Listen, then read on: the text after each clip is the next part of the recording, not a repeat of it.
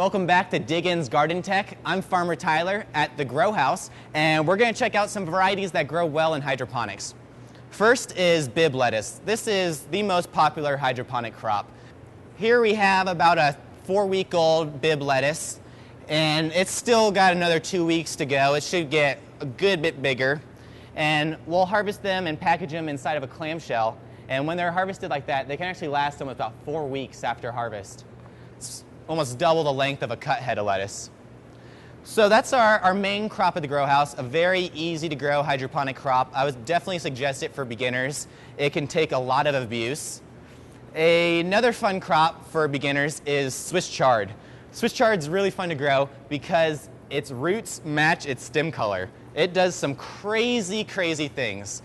Swiss chard is actually related to beets. Just like beets, Swiss chard will have red roots or yellow roots depending on the stem color of the plant. Some will actually have two colors growing together, so you could have sort of like a technicolor roots. Another fairly easy green to grow is kale. Here we have two different types of kale. This is blue curled kale and a red Russian kale.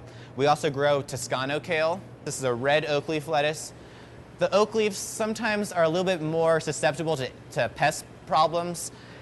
Aphids love them, but I also love them. They're slightly tastier. They're a little bit sweeter than most lettuce. We grow a lot of other varieties at the Grow House. One of them is purple bok choy. Purple bok choy is really popular. We sell it to Marzics, and you often see it bundled up. Bok choy has generally a big base at the bottom. It's really popular for stir fry and Asian cooking.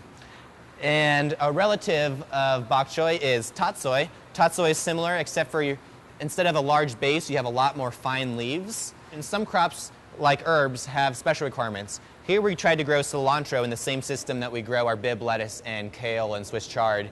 And it obviously did not do too well. It's very small. Here we have some cilantro we grew in another system, and it did pretty well. Cilantro has different feeding requirements and different moisture requirements. A plant that does grow well in an NFT system or in most hydroponic system is basil. Basil is a lot easier hydroponic crop to grow than cilantro. The most common herbs grown hydroponically are basil, mint, and watercress. Watercress is very easy, and so is mint. They love water. Basil likes to dry out a little bit more than those two. Herbs generally require slightly more food than lettuce, so you have to feed them at a higher EC, and they also prefer slightly more acidic water. So that's herbs. Now let's go look at something slightly more challenging, peppers and tomatoes. Here we have an organic hydroponic tomato trial. Tomatoes are already a challenging crop, and here we're trying to grow it organically using a molasses-based fertilizer. But the reason why tomatoes are a challenging crop to grow hydroponically is they often require different food at different stages of their growth. So when they're young, you might need to feed them a certain formula. Then as they start to produce flowers and fruit, then you need to change up their feeding regimen. The same is true with cucumbers and peppers and these other large fruiting vegetables.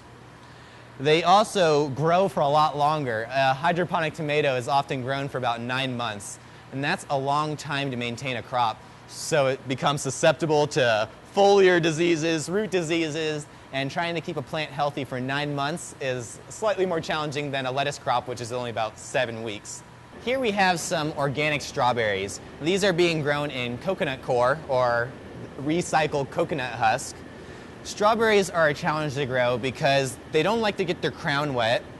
They also are really sensitive to salt buildup, which can happen pretty frequently in hydroponics, or at least in conventional hydroponics.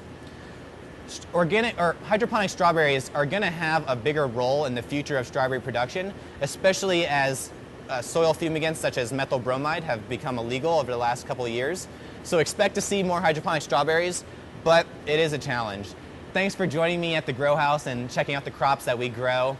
If you have questions or you want to learn more, feel free to follow the link and you could take a class with me at the Grow House and learn about our crops or an expert in your area.